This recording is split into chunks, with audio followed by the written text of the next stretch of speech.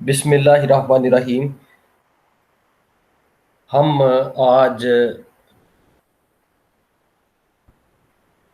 اردو نثر کی ترقی، اردو نثر کے ارتقاء اور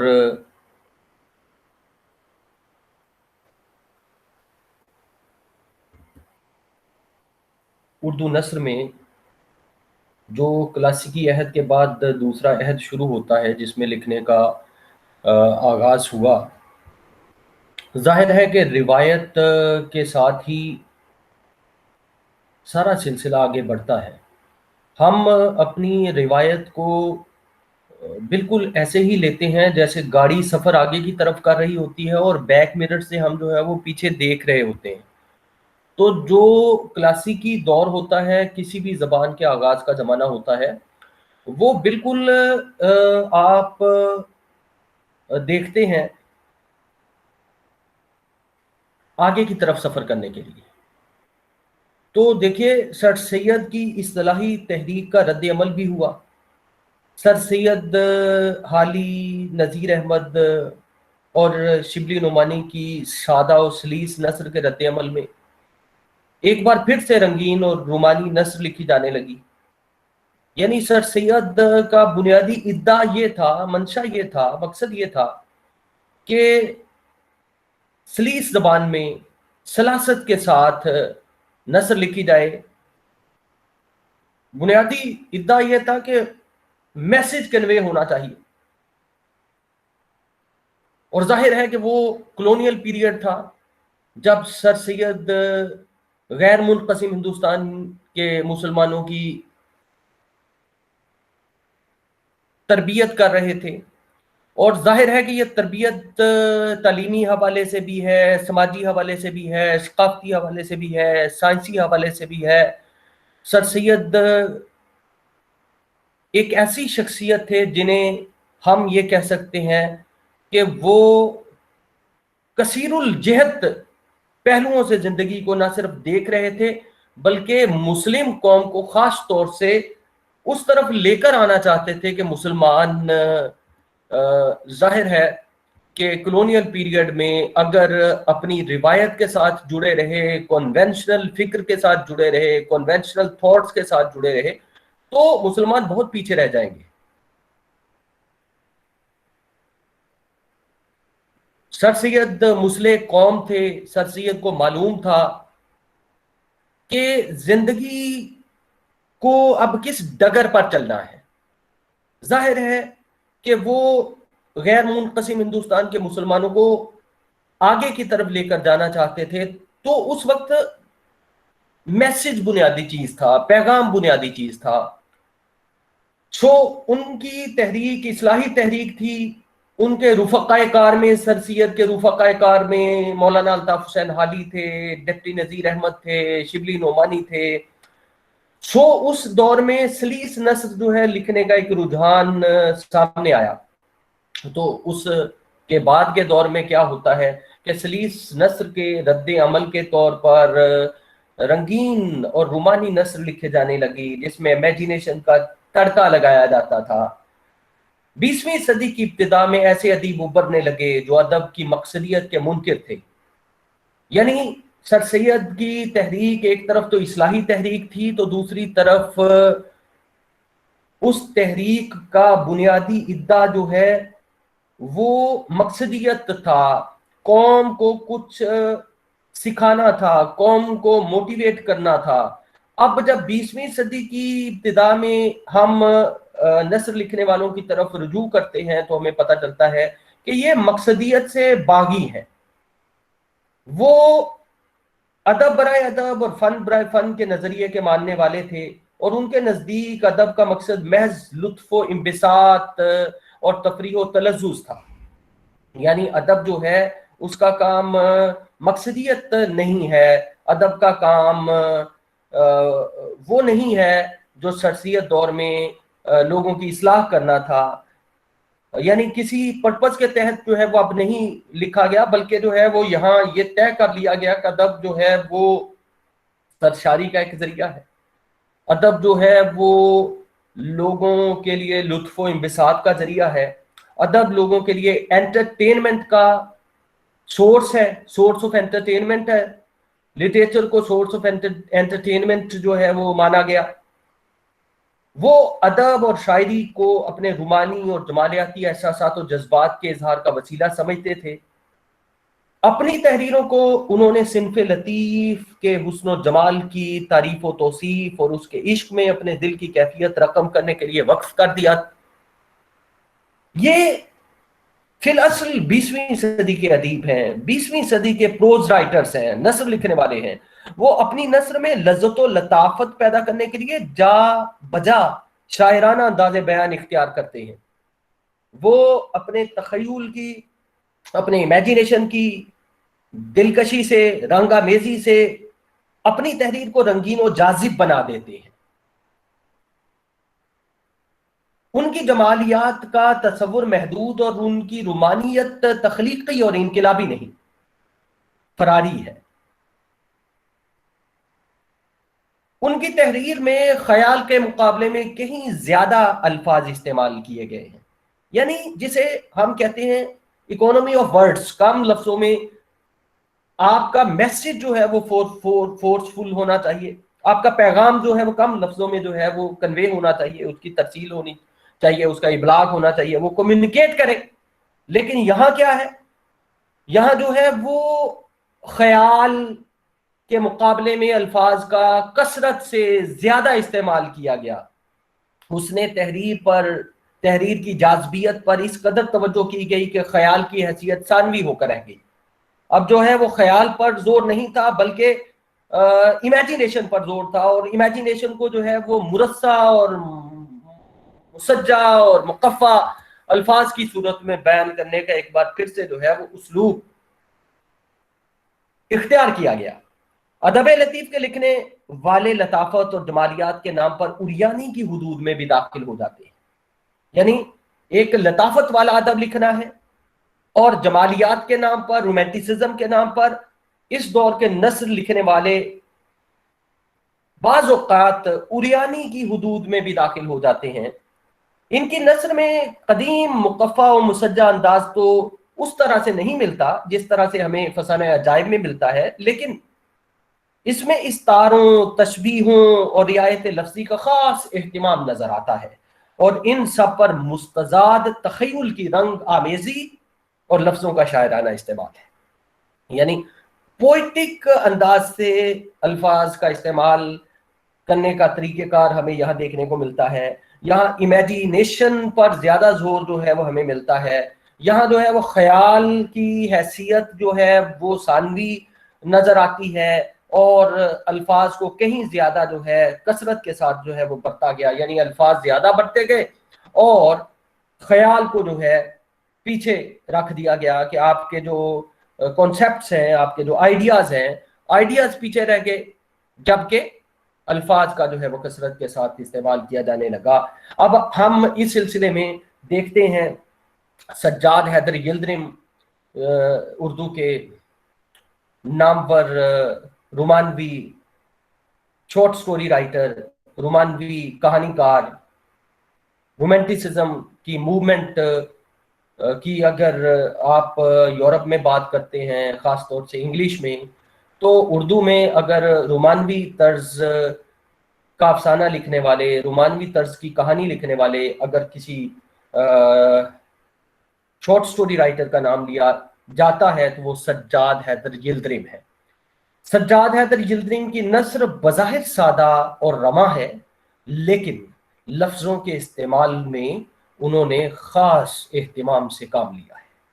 कभी किसी लफ्ज़ की तकरार से, कभी सूरत हाल की मुनासिबत से ऐसे अस्वाते अल्फाज का इस्तेमाल करते हैं कि पढ़ने वाले पर एक खास तासुर कायम होता है।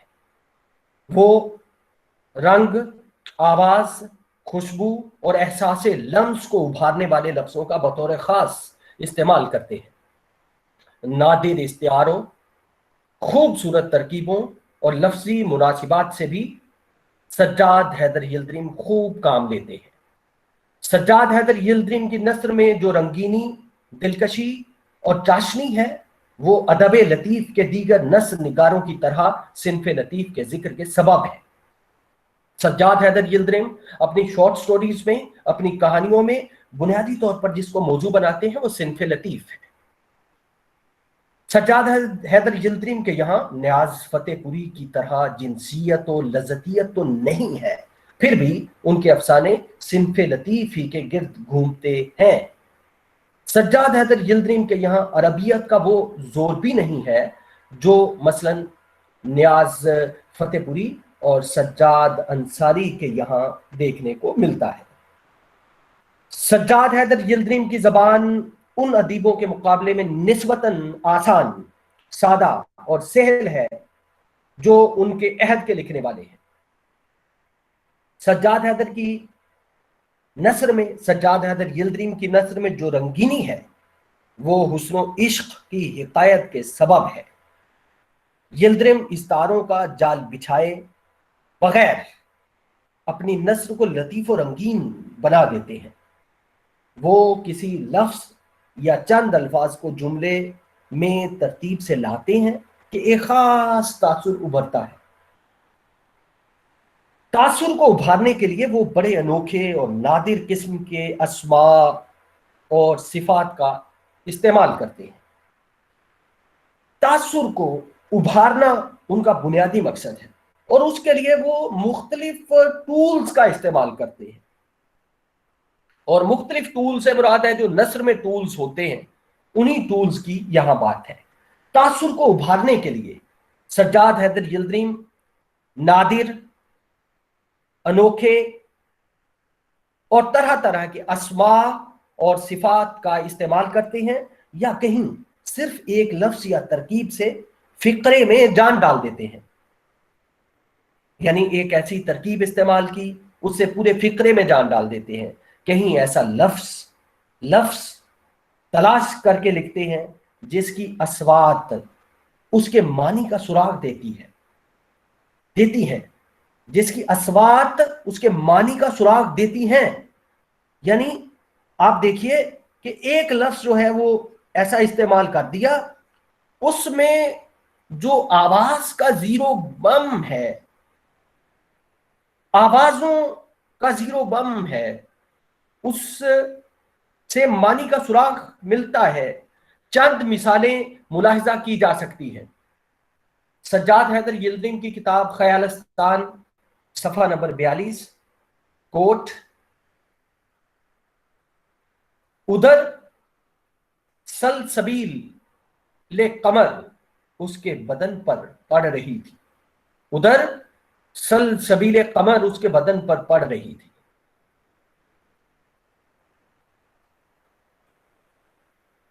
اور صفحہ نمبر 20، کوٹ: وہ گانا جو ایک جوئے رواں کی طرح مسلسل تھا، ان کوٹ۔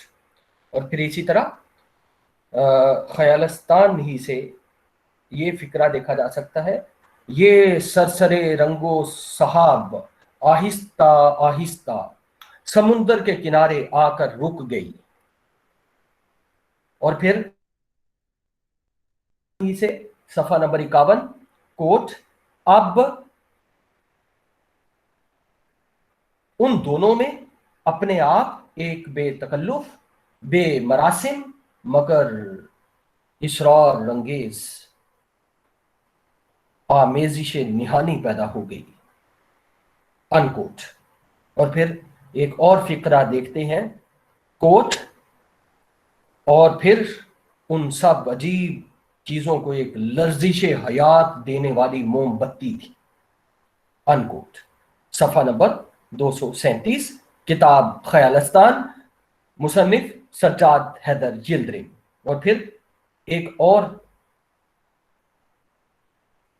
جملہ دیکھتے ہیں، خیالستان ہی سے یہ جملہ ہے، صفحہ نمبر 241 اور 242، کوٹ: اب اس کی آنکھوں میں ایک کیفیت، ایک جان کنی کی سی کیفیت پیدا ہو رہی تھی، اور گویا اس سے ایک بحر حزین کی سیاہ موجیں جوش مار رہی تھیں، ان کوٹ۔ اب ایک اور فقرہ دیکھتے ہیں، اس نے इस दफा गोया गहराइयों में से, आलम असरार के आमाक में से निकलने वाली नजर से मुझे टिकट की बांध के देखा, अनकोट। सफा नंबर 234। और अब एक और ख्यालस्तान ही से फिक्रा देख लेते हैं। कोट, सफा नंबर 234। कोट, उसके दिल में एक तुगियाने गुरूर उठा, अनकोट। सज्जाद हैदर यिल्दिरिम के यहाँ लफ्ज़ों के इस्तेमाल के मामले में बड़ी नफासत, नुदरत और आला ज़ौक़ी का सबूत मिलता है। वो कभी एक ही लफ्ज़ की तकरार से एक कैफियत ख़ास को मुंतकिल कर देते हैं। उनके अफसानों के मजमुआ ख्यालिस्तान में एक अफसाना गुलसिता के उन्वान से है। उसमें नसरीन नोश की आंखों में नींद की आमद का बयान मुलाहिजा किया जा सकता है। नींद की आमद का बयान। अब एक कैरेक्टर है, एक किरदार है उनके अफसाना गुलिस्तां का, उसमें नसरीन नोश जो कैरेक्टर है उसकी आंखों में नींद की आमद का बयान उन्होंने किस तरह से लफ्जों में पिरोया है। ख्यालिस्तान, सफा नंबर 22। कोट, यहां तक कि आहिस्ता आहिस्ता उन नूरानी आंखों में नींद आनी शुरू हुई। उसके नर्म जिस्म को सहला सहला के, उसके दिमाग को थपका थपका कर, हल्के बादलों के नीचे भागते हुए चांद को पीछे नजर करके, गरजे के अजब धोखे दे दे के नींद उसकी आंखों में चुपके से आ गई और उन घनी पलकों को मिला दिया, अनकोट। ये एक फजा बनाते हैं और जाहिर है कि ये एक रोमानवी फजा है, क्योंकि इनका ताल्लुक भी बुनियादी तौर पर उर्दू के रोमानवी कहानीकारों में होता है, सज्जाद हैदर यिल्दिरिम का। सो वो एक वाकया है, एक सिचुएशन है, वो एक कैरेक्टर से जुड़ी हुई सिचुएशन है, एक कैरेक्टर की सामने की कैफियत को एक्सप्रेस करना है, तो वो उसके लिए ऐसे लफ्जों का इंतखाब करते हैं, उसमें ऐसी इमेजिनेशन की आमेजिश करते हैं, तखय्युल को इस अंदाज से बुरुएकार लाते हैं कि रोमानवियत का एहसास आप बिल्कुल इमेजिन कर सकते हैं।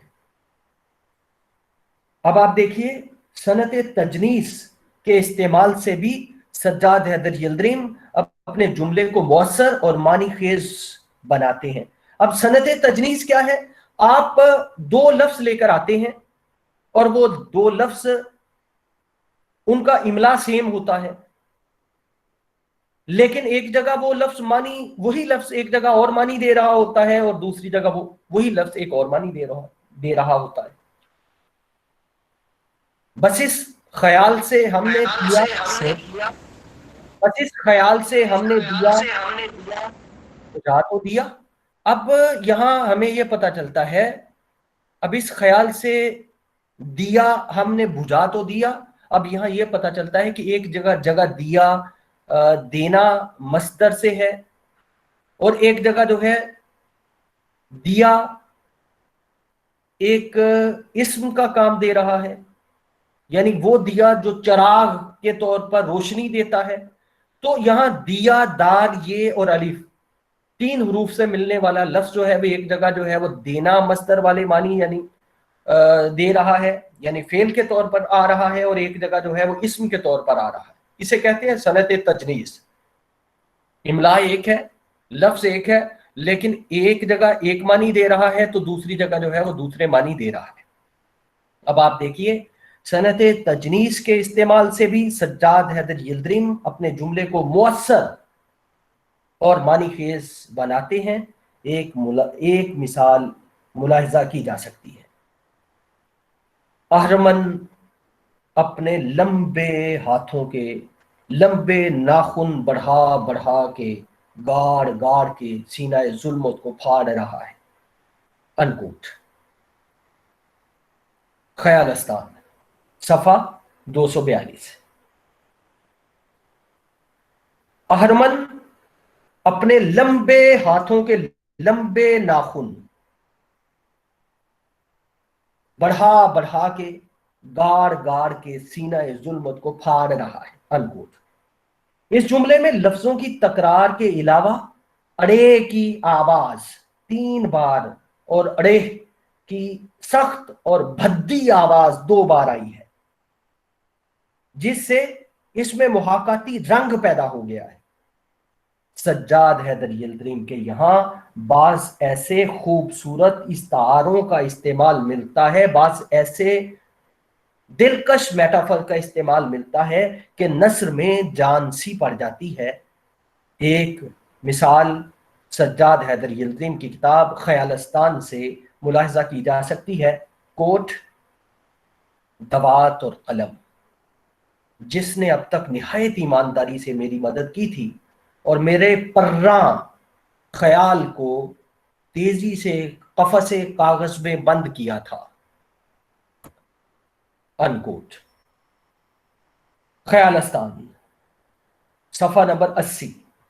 दवात और कलम, जिसने अब तक निहायत ईमानदारी से मेरी मदद की थी और मेरे पर्रा ख्यालात को तेजी से कफस कागज में बंद किया था। कफस, कफस कहते हैं पिंजरे को, कफस कागज में बंद किया था। यहां उन्होंने इस्तारात का इस्तेमाल किया है, मेटाफर्स का इस्तेमाल किया है और निहायत खूबसूरती के साथ नस्र में इस तरह के इस्तारात का इस्तेमाल किया है।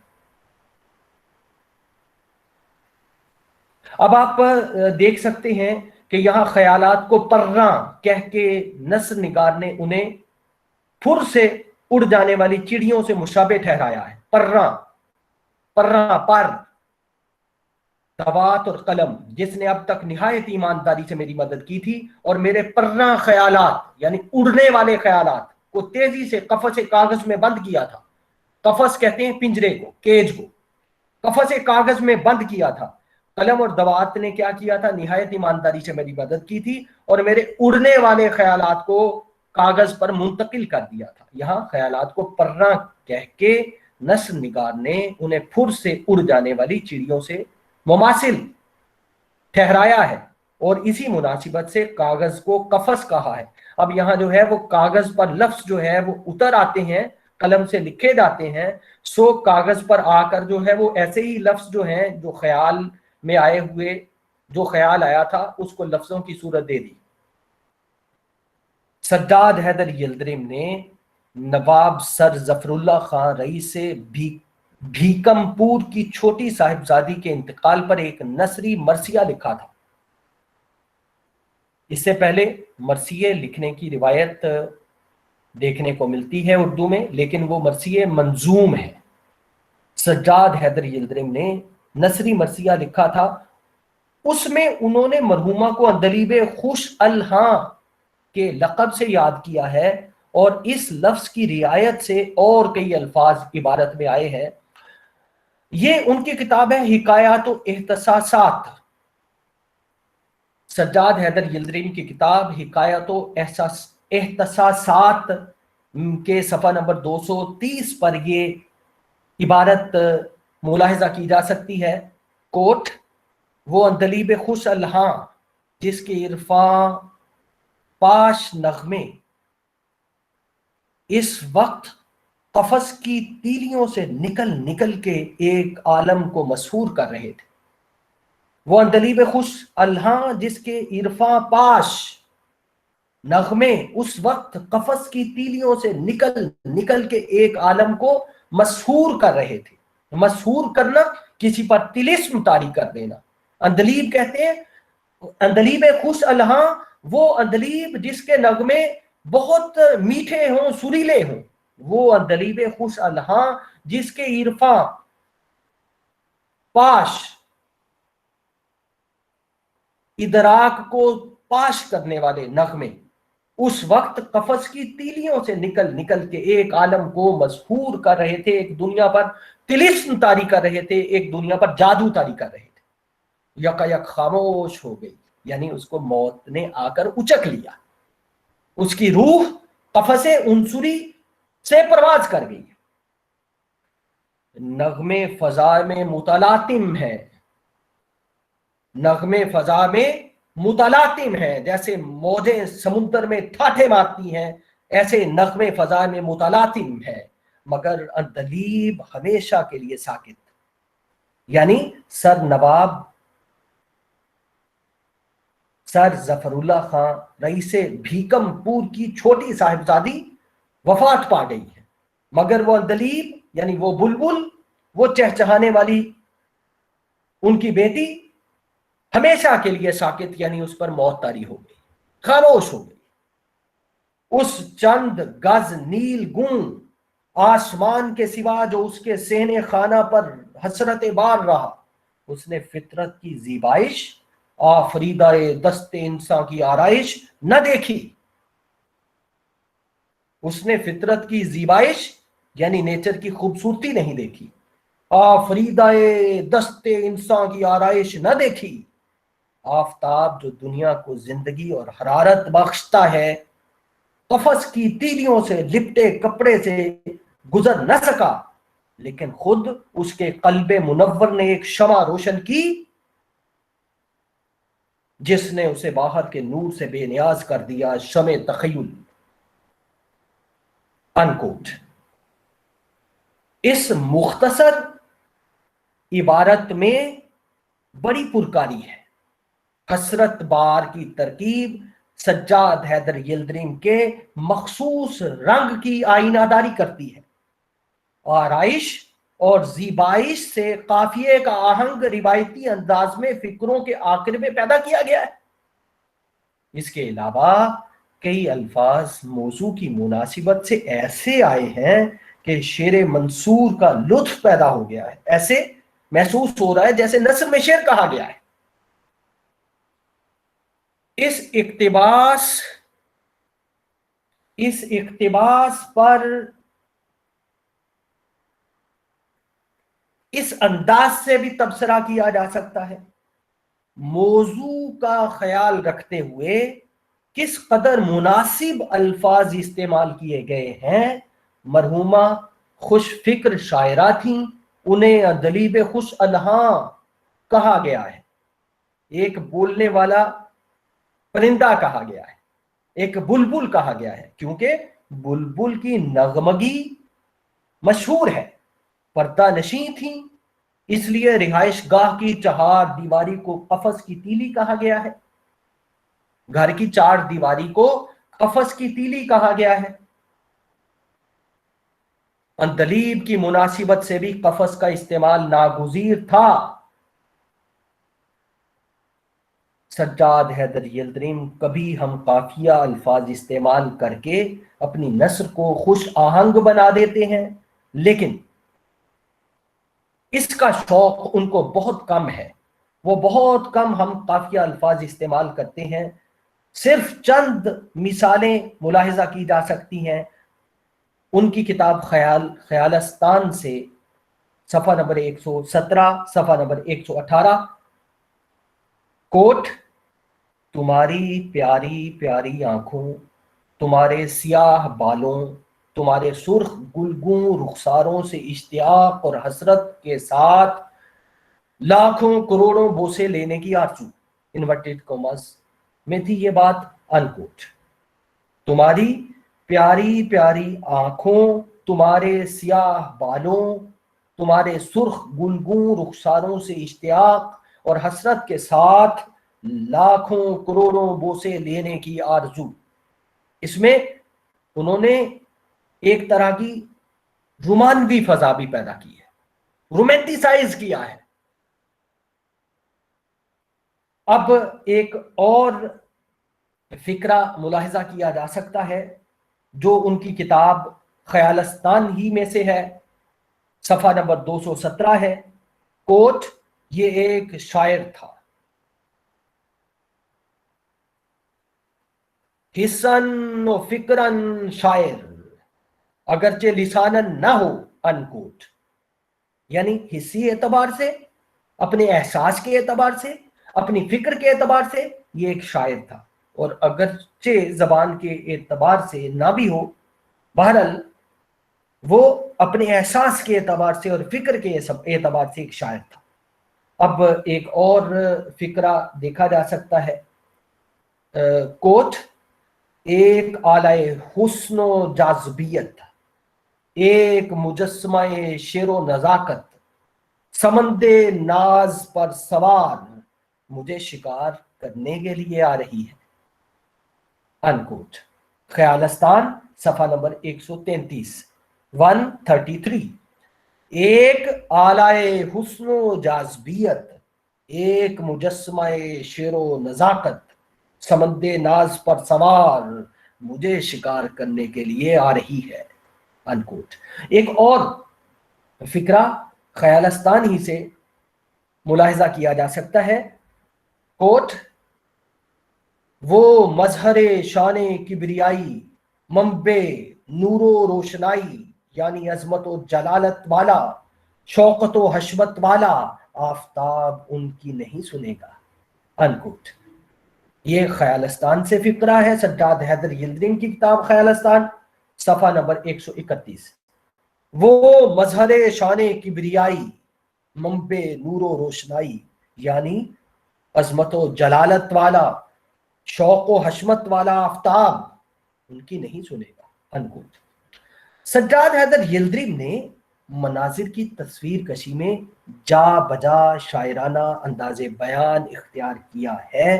وہ منظر کا محاکاتی بیان پیش کرنے کے لیے ایسے الفاظ کا استعمال کرتے ہیں جن سے رنگ، خوشبو، موسیقی، حرکت یا لمس کا احساس ابھرتا ہے۔ افسانہ گلستہ کا ایک اقتباس ملاحظہ کیا جا سکتا ہے جس میں انہوں نے نسرین نوش کی خدمت گار پریوں کے رقص کا نقشہ کھینچا ہے۔ یہ افسانہ خیالستان میں موجود ہے۔ ایک اقتباس ملاحظہ کیا جا سکتا ہے، سجاد حیدر یلدریم کی کتاب خیالستان صفحہ نمبر 21، کوٹ: نسرین نوش کی خدمت گار پریوں کا رقص ہے، اور رقص کا نقشہ نثر میں کیسے پیش کیا ہے سجاد حیدر یلدریم نے، ملاحظہ کیا جا سکتا ہے، دیکھا جا سکتا ہے، کوٹ: وہ گلابی، چمپئی، دھانی، ریشمی ساڑیاں جو پریوں کے سڈول جسموں سے لپٹی ہوئی تھیں، وہ اس ناچ کے چکروں میں مل کر طرح طرح کے نئے رنگ پیدا کرتی تھیں۔ پریاں تیتری کی ہلکی پرواز کی طرح ادھر سے ادھر، ادھر سے ادھر ٹھمک ٹھمک کے آتی جاتی تھیں، کبھی دو ایک دوسرے سے ملیں، کبھی علیحدہ ہو جائیں، کبھی دو کے درمیان سے تیسری گزر جائے، کبھی حلقہ بند جائے، کبھی ٹوٹ جائے۔ اس ملنے، جدا ہونے، چکر کھانے، رنگ اور نور کا انحلال اور اجتماع ایسا مختلف ہوتا جیسے ہشت پہلو شیشے میں آفتاب کی کرنیں گزر رہی ہوں۔ ان پریوں کا تھرک تھرک کر ملنا، پھر تتر بتر ہو جانا، شانوں کا ہلنا، بالوں کا بہر سنبل کی طرح لہرانا، بالوں کا بہر سنبل کی طرح لہرانا، نازک کمروں کا لچکے کھانا، جھک جھک کے دوہرا ہو جانا، یہ سب باتیں سلیس و بلیغ گتوں سے مل کر ایک نشہ آور منظر پیش کرتی تھیں کہ کان موسیقی اور رقص میں تمیز نہیں کر سکتے تھے، اور آنکھ نہیں بتا سکتی تھی کہ آیا موسیقی رقص کر رہی ہے یا رقص نغمہ ساز ہے، کیا ہو رہا ہے، انکوٹ۔ ایک دوسرے مقام پر سجاد حیدر یلدریم نے تیتری کا لفظ رنگ اور حرکت کے تاثر کو ابھارنے کے لیے استعمال کیا ہے۔ سجاد حیدر یلدریم یوں تو عموماً بڑے سادہ، سہل اور سامنے کے الفاظ استعمال کرتے ہیں، لیکن بعض مقام پر کسی خاص تاثر کو ابھارنے کے لیے مشکل یا نامانوس لفظ کے استعمال سے بھی گریز نہیں کرتے۔ مثلا اقتباس جو آپ نے ابھی خیالستان کا سماعت کیا، اس میں انحلال کا لفظ استعمال ہوا ہے، اور انحلال ایک نامانوس لفظ ہے، ہماری سماعت اس سے مانوس نہیں ہوتی۔ रूटीन से हटकर ये लफ्ज इस्तेमाल किया है। मानूस लफ्ज वो होते हैं जिन्हें हम रूटीन में, हमारी बसारत जिनसे वाकिफ होती है, हमने जिनको आंखों से देखा होता है, और हमारी समात हमने या सुना होता है या आंखों से देखा होता है, और वो रूटीन में इस्तेमाल होते हैं, उन्हें मानूस लफ्ज कहा जाता है। और नामानूस अल्फाज वो होते हैं जिनसे हमारी बसारत कम वाकिफ होती है या ना वाकिफ होती है किसी हद तक, और हमारी समात भी उनसे कम वाकिफ होती है। इन्हिलाल का लफ्ज उन्होंने इस्तेमाल किया है, और इन्हिलाल का लफ्ज बहुत कम इस्तेमाल में आता है। बास लफ्जों की तकरार और अफ़आल की कसरत से तहर्रुक व तफाउल के एहसास को उभारने की कोशिश की गई है। यानी बास लफ्जों की तकरार, रेपिटिशन, और बास वर्ब्स का इस्तेमाल वो कसरत से करते हैं ताकि किसी हरकत को, किसी फंक्शन के एहसास को उभारा जा सके। एक दूसरी जगह पर मुख्तलिफ रंगों के तासुर को उभारने के लिए कौसे कुजा का लफ्ज इस्तेमाल किया गया है, जो पूरी इबारत की जान, पूरी इबारत को जानदार बना देता है, दमदार बना देता है। ख्यालस्तान सफ़ा नंबर 231 में ये इक्तिबास दर्ज है, मुलाहिजा किया जा सकता है। कोट, आज एक पारसी त्योहार था, समुंदर के किनारे शाम के करीब पार्सनों का नजरे फरेब मजमा था। उनकी रंगारंग की साड़ियां, जिन्हें बंगालने, मरहटने सभी पहनती हैं, मगर जिन्हें हुस्न तबीयत के साथ पहनना सिर्फ यही जानती हैं, हवा में लहरा रही थीं, हवा में लहरा रही थीं। लड़कियां बाल खोले बांधे, तरह तरह की फूलदार टोपियां पहने, समुद्र के किनारे गूंगे और सीपियां जमा करती थीं। आसमान पर कौसे कुजा निकली हुई थी, जिसके किनारे समुद्र से आकर मिलते मालूम होते थे। ऐसा मालूम होता था कि कौसे कुजा की इकलीम में कौसे कुजा की परियां फिर रही हैं, और कौसे कुजा की मलिका का ये हुक्म है कि जिसे रंग की लताफत से लगाव ना हो, यहां ना आए, वो यहां ना आए। अनकोट। ये अंदाज है सज्जाद हैदर यिल्दिरिम की नस्र लिखने का, और वो अपनी शॉर्ट स्टोरीज में इस तरह की नस्र लिखते हैं। असल में वो अपने लफ्जों के इस्तेमाल से भी, यानी अल्फाज का वो जिस तख्लीकी अंदाज से इस्तेमाल करते हैं, क्रिएटिव वे में इस्तेमाल करते हैं, उनसे भी वो रोमानवी फजा पैदा करते हैं। आज एक पारसी त्योहार था, समुंदर के किनारे शाम के करीब पार्सलों का नजर फरेब मजमा था, नजर फरेब मजमा था, पार्सलों का नजर फरेब मजमा था। उनकी रंगारंग की साड़ियां, जिन्हें बंगालने, मरहटने सभी पहनती हैं, मगर जिन्हें हुस्न तबीयत के साथ पहनना सिर्फ यही जानती हैं। हवा में लहरा रही थीं, लड़कियां बाल खोले बांधे, तरह तरह की फूलदार टोपियां पहने, समुद्र के किनारे गूंगे और सीपियां जमा करती थीं। आसमान पर कौसे कुजा निकली हुई थी, यानी रंगों की बरसात थी, रंगों की बारिश हो रही थी, जिसके किनारे समुंदर से आकर मिलते मालूम होते थे। यानी आसमान ऐसे महसूस होता था जैसे समुंदर के साथ आकर मिल रहा है।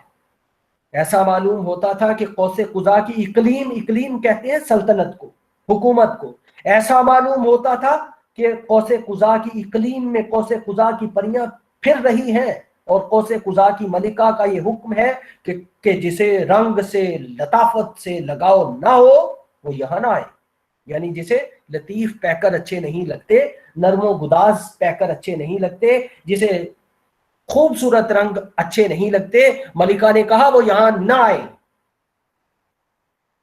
सज्जाद हैदर यिल्दिरिम सिफात के इस्तेमाल में भी, यानी एडजेक्टिव्स के इस्तेमाल में भी, अपनी प्रोज में, अपनी नस्र में, अपनी शॉर्ट स्टोरीज में, सज्जाद हैदर यिल्दिरिम सिफात के इस्तेमाल में भी बड़ी नुदरत और नफासत का सबूत देते हैं। इस ज़िम्न में चंद मिसालें देखी जा सकती हैं। ख्यालस्तान सफ़ा नंबर 240, चंद फिक्रे मुलाहजा किए जा सकते हैं। कोट, औरत एक रोशनी है, नजर फरेबो दिलबाज, अनकोट। ایک اور فکرہ دیکھتے ہیں، ایک دن ایک پاک سفید و براق کبوتر میرے ہاتھ آ گیا، انکوٹ۔ اور اسی طرح ایک اور جملہ دیکھتے ہیں، میرے پرنا خیالات کو تیزی سے قفس کاغذ میں بند کیا گیا۔ پرنا خیالات یعنی وہ خیالات جن کے پر ہوں، جو اڑنے والے خیالات ہوں، ان کو تیزی سے قفس کاغذ میں بند کیا گیا، مطلب کاغذ پر اتار دیا گیا۔ خیالات جو ہیں وہ آپ کے پاس ہوتے ہیں، آپ خیالات کو پیپر پر جب صفحہ کرتاس پر منتقل کرتے ہیں تو کیا کرتے ہیں، آپ اپنے خیالات کو لفظوں کی صورت میں پیپر پر لکھ دیتے ہیں۔ اس طرح قفس کاغذ میں وہ مقید ہو جاتے ہیں، اڑنے والے خیالات، پرنا خیالات، یعنی جن خیالات کو پر لگے ہوئے ہوں ان خیالات کی بات ہے۔ اور دیکھیے سجاد حیدر یلدریم کی نثر سادہ اور سہل ہے، سلیس ہے، سرل ہے، آسان ہے، لیکن اس کی سجاوٹ اس طرح ہوئی ہے، اس کی زیبائش اور آرائش اس طرح ہوئی ہے کہ قاری کو یعنی ریڈر کو محسوس نہیں ہوتا کہ کوئی سجاوٹ ہے۔ سید امتیاز علی تاج نے خیالستان کے دیباچہ میں لکھا ہے، صفحہ نمبر 16، سید امتیاز علی تاج لکھتے ہیں کوٹ، ان کے فکروں کی موسیقی مطالب و معانی سے ہم آہنگ ہوتی ہے اور سامع کے کانوں کو کہیں کسی طرح کی غیر متوقع مایوسی یا بے آہنگی محسوس نہیں ہوتی، انکوٹ۔ یعنی سجاد حیدر یلدریم جب شارٹ سٹوری میں نثر لکھتے ہیں تو وہ فکروں میں میوزک پیدا کرتے ہیں، اور ان کے فکرے میوزک کی کیفیت سے معنی و مطالب کو بالکل بھی متاثر نہیں کرتے۔ یعنی ایسا نہیں ہے کہ معنی اور مطالب پیچھے رہ جائیں اور ان کے فکروں میں میوزک کی کیفیت جو ہے وہ پیدا ہو جائے، یعنی میوزک بھی پیدا کرتے ہیں، موسیقی بھی پیدا کرتے ہیں، نغمگی بھی پیدا کرتے ہیں، اور معنی بھی کنوے ہو رہے ہوتے ہیں، میسیج بھی کنوے ہو رہا ہوتا ہے، اور سننے والے کے کانوں کو کہیں کسی طرح یہ محسوس نہیں ہوتا کہ وہ مایوسی کی طرف جا رہا ہے، یا اس کو یہ محسوس کہیں ہو کہ اس میں بے آہنگی ہے، یعنی آہنگ کی کمی ہے، ریدم کی کمی ہے، اس کو کہیں ایسا محسوس نہیں ہوتا۔ تو یہ اوصاف سجاد حیدر یلدریم کی نثر کے تھے۔ سجاد حیدر یلدریم اردو کے رومانوی افسانہ نگار ہیں، کہانی کار ہیں، شارٹ سٹوری رائٹر ہیں۔ جس طرح انگریزی میں مختلف کہانی کار ہیں، جیسے آپ ولیم فوکنر کے نام سے جانتے ہیں، امریکن شارٹ سٹوری رائٹر، یا دیگر شارٹ سٹوری رائٹرز کا آپ نام لیتے ہیں، اسی طرح اردو کے رومانوی romantic short story writer Sajjad Haider Yildirim ہیں۔ اب سجاد حیدر یلدریم نے اس طرح کی نثر نہیں لکھی جس طرح کی نثر سادہ، جس میں میسج کنوے کرنا بنیادی ادعا ہوا کرتا تھا، یعنی سر سید تحریک میں لکھنے والے جس طرح کی نثر لکھ رہے تھے، اس طرح کی نثر سر سید تحریک کے بعد پھر جو ہے وہ ایک نیا موڑ لیتی ہے، ایک نیا انداز اختیار کرتی ہے، اور اس نئے رخ کی ایک جھلک ہم نے سجاد حیدر یلدریم کے چند افسانوں کے حوالے سے دیکھی۔ اب ہم سجاد حیدر یلدریم کے بعد اردو کے ایک اور جدید نثر نگار جن کا نام مہدی افادی ہے ان کو دیکھتے ہیں۔ مہدی افادی جب پروز لکھتے ہیں، نثر لکھتے ہیں، تو مہدی افادی کا ایک اپنا انداز ہے، اور ظاہر ہے کہ مہدی افادی ادب لطیف کے لکھنے والوں میں نہایت اہمیت کے حامل ہیں۔ ان کی نثر ادب لطیف کے قبیلے کے دوسرے لکھنے والوں کی نثر سے زیادہ مختلف نہیں ہے۔ ان کے یہاں بھی عورت اور اس کے حسن اور اس کی ادا کا ذکر خصوصیت کے ساتھ ملتا ہے۔ उनकी नस्र मुसज्जा कारी यानी सजावट यानी ज़िबाइश, आराइश और काफिया आराई से पाक है। उन्होंने शायरी की तरह काफियों का इस्तेमाल नहीं किया, जैसे हमें फसाना अजायब में देखने को मिलता है। रजब अली बेग सुरूर अपनी नस्र में कवाफी का इस्तेमाल करते हैं। नस्र को फारसी अल्फाज और फारसी तराकीब से मुज़य्यन करते हैं। मेहदी अफादी अपनी नस्र में मुसज्जाकारी नहीं करते, ज़िबाइश और आराइश नहीं करते, फारसी और अरबी की लंबी लंबी तराकीब का इस्तेमाल नहीं करते, फारसी के अल्फाज का कसरत के साथ इस्तेमाल नहीं करते, काफिया आराई नहीं करते। कोई भी बात हो, कोई भी मौजू हो, वो सिनफे लतीफ का जिक्र किए बगैर, औरत का जिक्र किए बगैर नहीं रह सकते। एक मकाम पर किताब का जिक्र मंदरजा झेल लफ्जों में करते हैं। अब आप देखिए,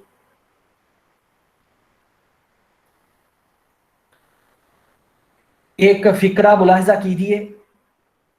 नफासत चाहती है कि दोशीज़ाए कागजी दस्ते गैर की मस करदा ना हो। नफासत चाहती है कि दोशीज़ाए कागजी दस्ते गैर की मस करता ना हो, अनकोट। अब आप देखिए, अफादाते मेहदी में ये दर्ज है, ये फिक्रा। अब आप देखिए, शिबली की तसनीफ, मौलाना शिबली नोमानी की बात है। उनकी किताब, तसनीफ से मुराद किताब सवानेह मौलाना रूम, जब शाये होकर मंजर आम पर आई, तो मेहदी अफादी ने शिबली नोमानी की किताब सवानेह मौलाना रूम के बारे में क्या लिखा? कोट, मेहदी अफादी लिखते हैं, फाजिल मिस्र प्रोफेसर की तालीफ जदीद यानी सब मौलाना रूम की लाइफ, जिसके लिए मुद्दत से आंखें फर्शे राह थी, घूंघट से बाहर आई और एक जगह किताबों को मंजूर नजर नाजनीनों का झुरमुट कहा है। घूंघट से बाहर आई और इस तरह के उरूसे जमीलो लिबासे हरीर। अफादात मेहदी किताब है, मेहदी अफादी की सफ़ा नंबर 120 है। शिबली नुमानी की किताब सवानेह मौलाना रूम के बारे में मेहदी अफादी लिखते हैं, फाजिल मिस्र प्रोफेसर की तालीफ जदीद यानी मौलाना रूम की लाइफ, जिसके लिए मुद्दत से आंखें फर्शे राह थी, घूंघट से बाहर आई और इस तरह के उरूसे जमीलो लिबासे हरीर, अनकोट। एक जगह किताबों को मंजूर नजर नाजनीनों का जुर्मुट कहा है। अब अफादात मेहदी सफ़ा नंबर 120 में यह दर्ज है, कोट, यूरोप में जहां मजाक हुस्न परस्ती यानी एक तरह के तनासुब अज्जा की रियायत करीब करीब हर शख्स का खमीर हो रही है, जहां शायकीन की निगाहें कोह रबाई रोशनी में जीती जागती जोहरा है शब के मिक्यास शबाब और उसके बरहना हिस्सा उफूकी के जायजे के लिए वक्फ रहती है। एक संजीदा तबका ऐसा भी है जो किताबों को इल्मी हरम की हैसियत से देखता है और उनका दिल दादा है। उसके ख्याल में किसी कुतुब खाने का एक गोशा जहां उसकी मंजूर नजर नाजनीनों का झुरमुट हो और जो हमेशा उसकी फुर्सत और मर्जी की मुंतजिर रहती हो, उस शाही महल से बढ़कर है जिसके लवाजी में ऐश सिर्फ दूर से देखने की चीज है, अनकोट। अब इसमें बुनियादी बात क्या है? बुनियादी बात यह है कि किताबों को मंजूर नजर नाजनीनों का झुरमुट कहा है। किताबों को मंजूर नजर नाजनीनों का झुरमुट कहा है। यूरोप में जहां मजाक हुस्न परस्ती यानी एक तरह के तनासुब अज्जा की रियायत करीब करीब हर शख्स का खमीर हो रही है, जहां शायकीन की निगाहें कोहरबाई रोशनी में जीती जागती जोहरा शब के मिक्यास शबाब और उसके बरहना हिस्सा उफूकी के जायजे के लिए वक्फ रहती है। एक संजीदा तबका ऐसा भी है जो किताबों को इल्मी हरम की हैसियत से देखता है और उनका दिलदादा है। اس کے خیال میں کسی کتب خانے کے کا ایک گوشہ جہاں اس کی منظور نظر نازنینوں کا جھرمٹ ہو اور جو ہمیشہ اس کی فرصت اور مرضی کی منتظر رہتی ہوں، اس شاہی محل سے بڑھ کر ہے جس کے لوازم عیش صرف دور سے دیکھنے کی چیز ہے۔ انکوٹ۔ افادات مہدی، صفحہ نمبر 120۔ ابھی ہم نے جس اقتباس کو پیش کیا، مذکورہ اقتباس میں مصنف کو صرف اتنی سی بات کہنی ہے کہ یورپ میں جہاں لاؤبالی اور عاشق مزاج نوجوانوں کی ایک بڑی جماعت پائی جاتی ہے، ایک جماعت علم کے سچے دل دادگان اور کتب کے شائقین و قدردان کی ہے۔ یعنی کچھ لوگ ایسے ہیں جو علم کے سچے قدردان ہیں، کتابیں پڑھنے والے ہیں، کتابوں سے محبت کرنے والے ہیں، جو کتابوں کے مطالعے سے لطف و مسرت و انبساط حاصل کرتی رہتی ہے۔ مہدی افادی بعض نئے اور معنی خیز الفاظ و تراکیب گھڑنے میں ید طولہ رکھتے ہیں، نئے الفاظ، نئی تراکیب بنانے میں وہ مہارت رکھتے ہیں۔ مثلا مقیاس الشباب کی ترکیب کی معنویت داد طلب ہے۔ مقیاس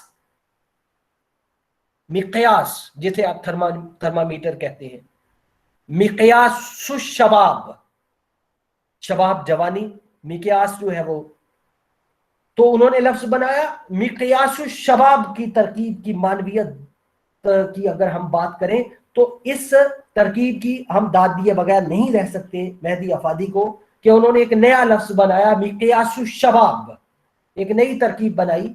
مہدی افادی کتابوں کے انڈیکس کا ذکر بھی کرتے ہیں تو عورت کی مثال دیتے ہیں۔ عورت کے ذکر کے بغیر یہ حضرات، یہ جو رومانوی حضرات ہیں، ان میں مہدی افادی یہ حضرت لقمہ نہیں توڑتے۔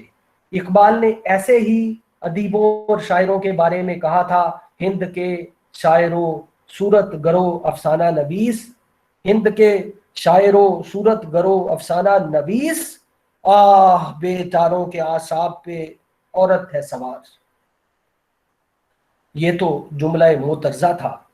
بات یہ ہو رہی تھی کہ مہدی کتابوں کے انڈیکس کا بھی ذکر کرتے ہیں تو عورت ہی کی مثال دیتے ہیں۔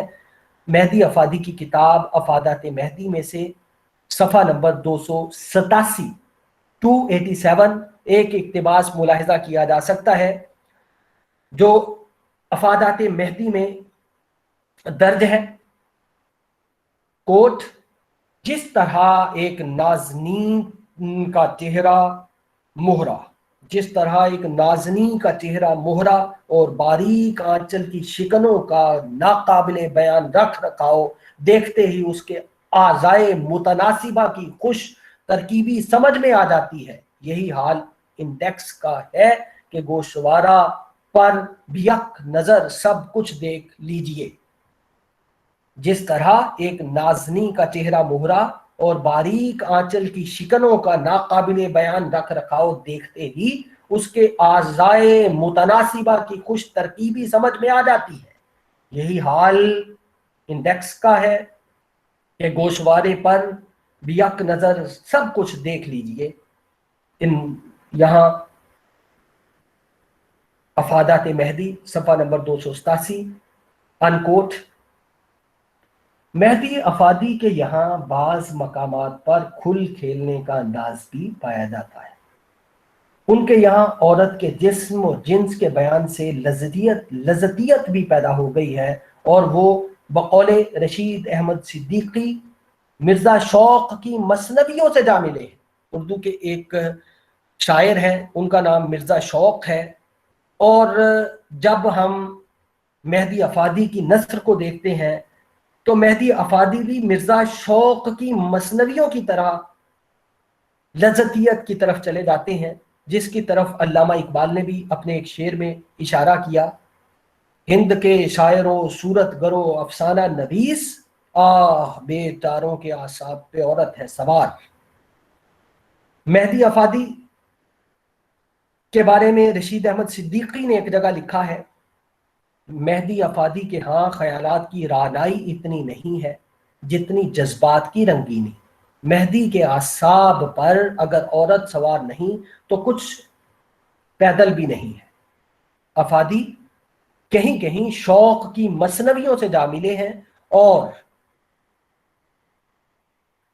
رشید احمد صدیقی لکھتے ہیں میرا خیال ہے کہ ان دونوں کی تحریروں میں جہاں تک عورت کا تعلق ہے مراتب جنسی کا اتنا ہی فرق ہے جتنا تفاوت زمانی کی بنا پر ہونا چاہیے، یعنی تفاوت زمانی یعنی زمانے کا فرق۔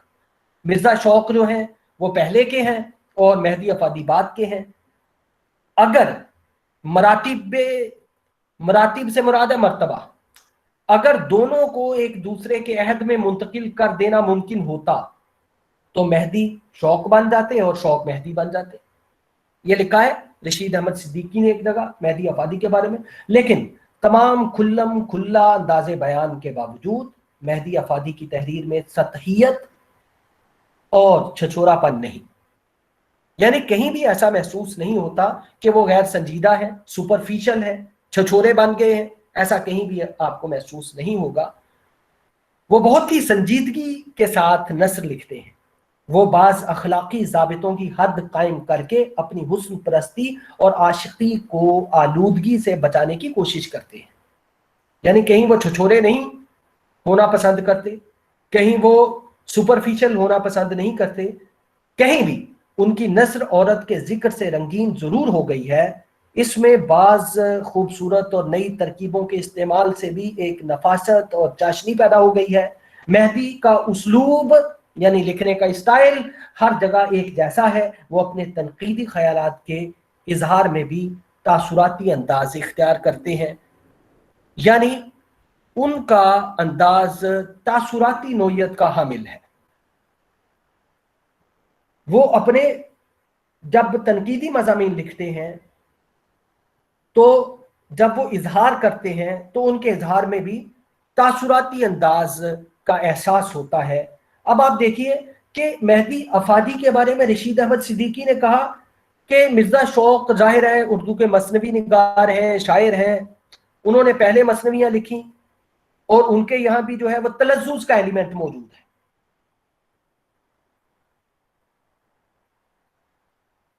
رشید احمد صدیقی نے ہمیں بتایا کہ مہدی افادی کے ہاں خیالات کی رانائی اتنی نہیں ہے جتنی جذبات کی رنگینی ہے۔ اب آپ دیکھیے کہ خیالات کی رانائی، خوبصورتی اتنی زیادہ نہیں ہے، لیکن جذبات کی رنگینی ضرور موجود ہے۔ مہدی افادی کے بارے میں ہمیں یہ بھی بتایا رشید احمد صدیقی نے کہ مہدی افادی کے اعصاب پر اگر عورت سوار نہیں تو کچھ پیدل بھی نہیں ہے، اور افادی کہیں کہیں شوق کی مثنویوں سے جا ملے ہیں، یعنی شوق، نواب مرزا شوق کی مثنویوں میں یہی کچھ آپ کو ملے گا۔ اور رشید احمد صدیقی لکھتے ہیں کہ ان دونوں کی تحریروں میں جہاں تک عورت کا تعلق ہے مراتب جنسی کا اتنا ہی فرق ہے جتنا تفاوت زمانے کی بنا پر ہونا چاہیے، یعنی زمانے کا جو فرق، زمانے کے مطلب ایک پہلے کا ہے ایک بعد کا ہے۔ اور وہ یہ بھی لکھتے ہیں کہ اگر دونوں کو ایک دوسرے کے عہد میں منتقل کر دیا جائے، یعنی مہدی افادی کو نواب مرزا شوق کے عہد میں منتقل کر دیا جائے، ظاہر ہے یہ ممکن نہیں ہے، اور مہدی افادی کو نواب مرزا شوق کے عہد میں منتقل کر دیا جائے اور نواب مرزا شوق کو مہدی افادی کی جگہ مہدی افادی کے دور میں منتقل کر دیا جائے، اگر دونوں کے ایک دوسرے کے عہد میں منتقل کر دینا ممکن ہوتا تو مہدی افادی شوق بن جاتے اور شوق مہدی افادی بن جاتے۔